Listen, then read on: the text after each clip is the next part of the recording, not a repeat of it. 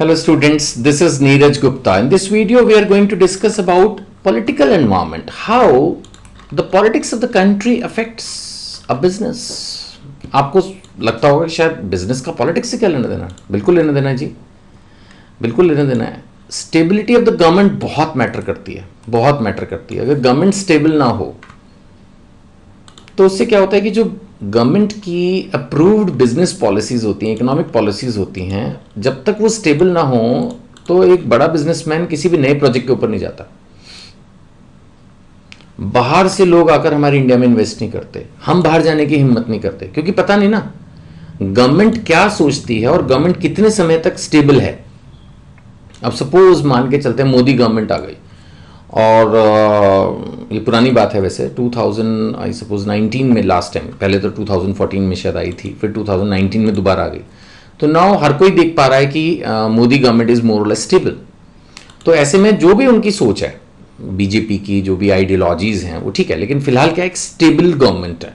तो कोई भी आदमी प्रोजेक्ट लगाने से पहले ये तो सोचेगा ना, चल ठीक है अगले 4 साल तक तो ये गवर्नमेंट है ही है ना, आगे जो होगा वो तब की तब देखेंगे, लेकिन फिलहाल तो अगले 4 साल तक इनकी स्टेबल गवर्नमेंट है.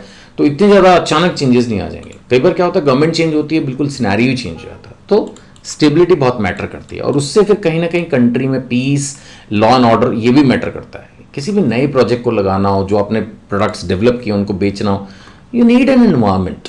सो कहीं ना कहीं, और फिर हम तो पहले ही बात कर रहे हैं एनवायरमेंट, तो ओवरऑल एक पॉजिटिव एनवायरमेंट होना बहुत ज़रूरी है ना.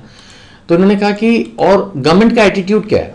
अब जैसे हमारे मोदी गवर्नमेंट की मैं बात कर रहा हूँ, जब हम पॉलिटिकल की बात कर रहे हैं तो रीसेंट मोदी गवर्नमेंट चल रही है. तो मोदी गवर्नमेंट या बीजेपी गवर्नमेंट जैसे भी हम कहें, तो इन लोगों का क्या एटीट्यूड है. लाइक इन लोगों ने स्टार्ट किया मेक इन इंडिया. कहीं ना कहीं ये इंडिया में ही मैन्युफैक्चरिंग में चीज़ों में ज़्यादा बिलीव कर रहे हैं बजाय इम्पोर्ट करने के.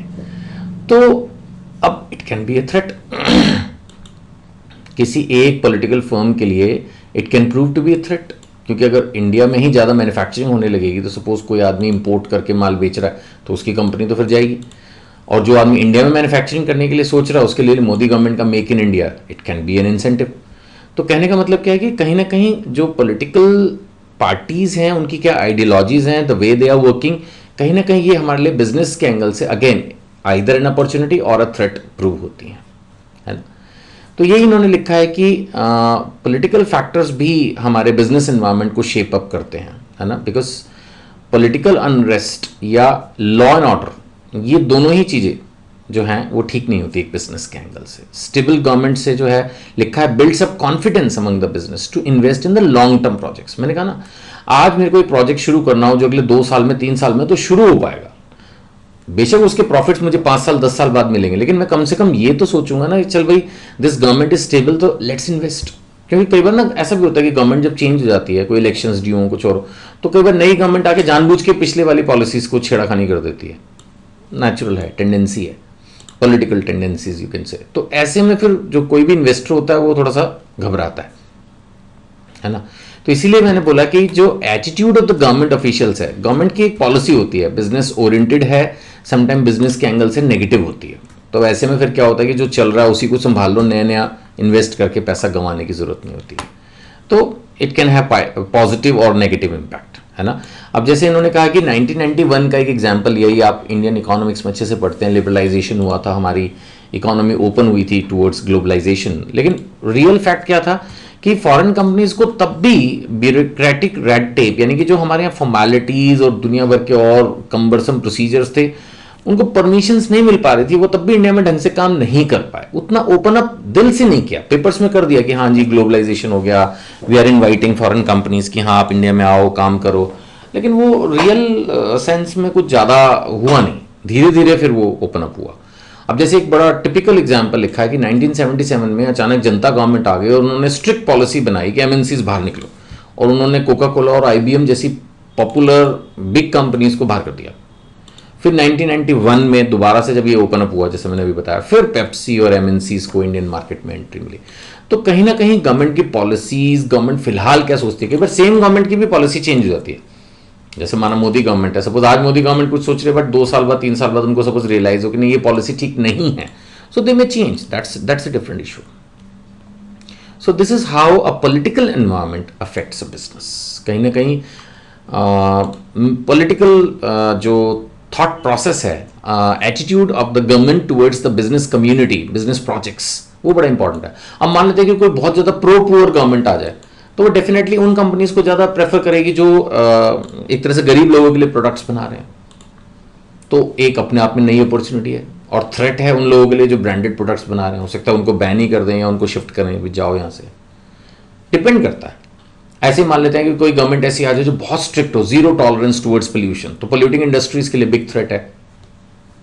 तो इन चीज़ों को जज करना पड़ता है। एनवायरमेंट के अंदर क्या चेंजेस आ रहे हैं, गवर्नमेंट कितनी स्ट्रिक्ट होती जा रही है किसी भी चीज़ पे, उस पर फिर एकदम इंडस्ट्री पर असर आता है इस चीज़ का, है ना। अगर हम कंपोनेंट्स ऑफ पॉलिटिकल एनवायरमेंट की बात करते हैं तो उसमें कॉन्स्टिट्यूशन ऑफ द कंट्री में क्या लिखा है पता नहीं, इतना कुछ इंपॉर्टेंट नहीं है। वैसे बिजनेस के एंगल से कॉन्स्टिट्यूशन में तो कम ही चीज़ें लिखी हैं।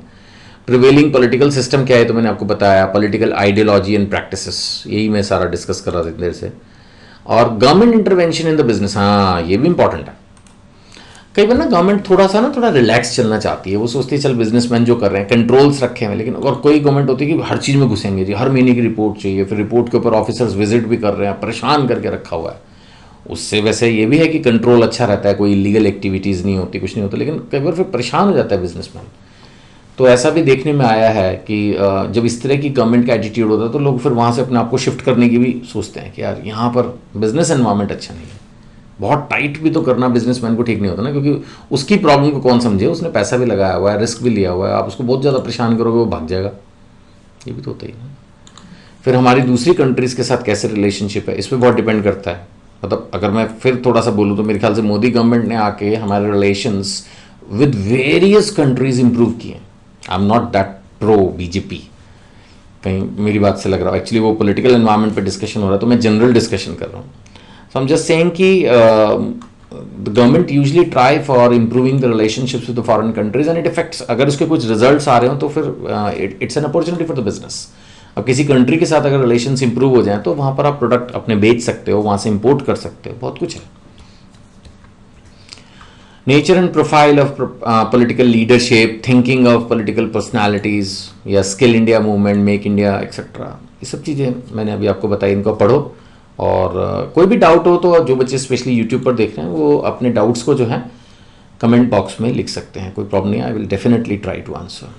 ठीक है, चलो, थैंक यू।